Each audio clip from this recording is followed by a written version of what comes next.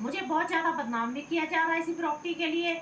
मेरी इज्जत पे भी वार किए जा रहे हैं, बहुत ज़्यादा किया जा रहा है। और सब ये कर रहा है मेरा पति और गाँव वाले लोग और वो औरत जिसके साथ ये रह रहा है। जब उस औरत का इसमें कोई हक नहीं है, कुछ नहीं है, जो वो कुछ ब्लैकमेलिंग मेरे पति को कर रही है, वो ही मुझे आगे बताए। मुझे छोड़ के वो भागा, मैं नहीं भागी। मैं अपने बच्चा मेरा बीमार है, 1.5 साल से वो बीमार है, खा नहीं सकता मुंह से। मैं उसे किसी भी तरह कभी कहीं से कर्जा उठा रही हूँ, कभी कहीं से उठा रही हूँ, मैं अपने बच्चे का इलाज करा रही हूँ। वो भी मैंने अच्छी नहीं लग रही हूँ।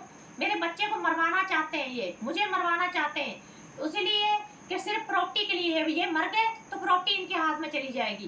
तो मैं उनसे यही कहना चाहूंगी, जो भी मेरे पति की मदद कर रहे हैं वो ना करें, ये सही नहीं है। किसी की बेटी की इज्जत के साथ खेलना, किसी की बेटी की जिंदगी के साथ खेलना। 25 साल हो चुके मेरी शादी को, ऐसे नहीं कि किसी की 2 बच्चे पैदा करो और छोड़ दो, ये सही नहीं है कि बाहर फिकवा दो। आपके भी बच्चे होंगे, आपकी भी बेटियां होंगी, इसी तरह किसी की बेटी को आप बड़े होंगे तो क्या आपकी बेटियां नहीं है? आपकी बेटी को कल को फिकवा दे तो फिर आपको दर्द नहीं लगेगा? तो मेरी फैमिली भी, हमें कुछ भी होता है वो कुछ भी अब करेंगे। अब आपको चूड़ियां तो पहन के आगे बैठा नहीं होगा कि आप बोलोगे हाँ बाहर फिकवा देंगे।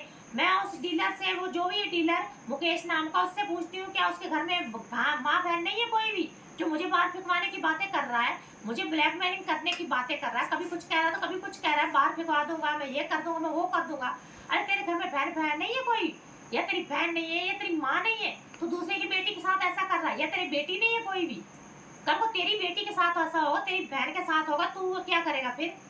है तू क्या, तुझे सिर्फ पैसा ही दिख रहा है, प्रॉपर्टी ही दिख रही है? तुझे किसी का दुख तकलीफ नहीं दिख रही? तुझे मेरे बच्चे की तकलीफें नहीं दिख रही?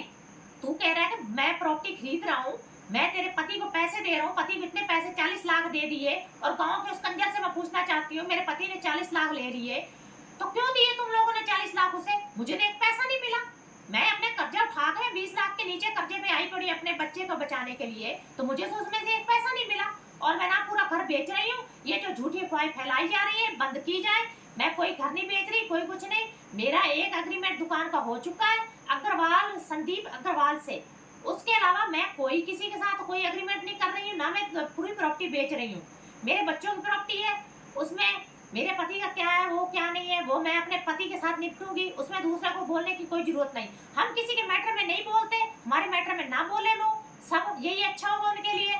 नहीं तो मैं तो मरूंगी भी और उन्हें भी लेके डूबूंगी, क्योंकि मैं उसी वक्त ही जहर खा जाऊंगी और अपने बच्चों को भी खत्म कर दूंगी। उसके जिम्मेदार होंगे वो जिनके मैंने नाम छोड़ दिए, गांव के लोग। और वो सुनीता नाम की औरत और मेरे पति और उसकी बहनें। हाँ, आज हमारे सामने गाड़ी आई है गुंडों की, और वो गुंडे हमें कुछ भी कर सकते हैं।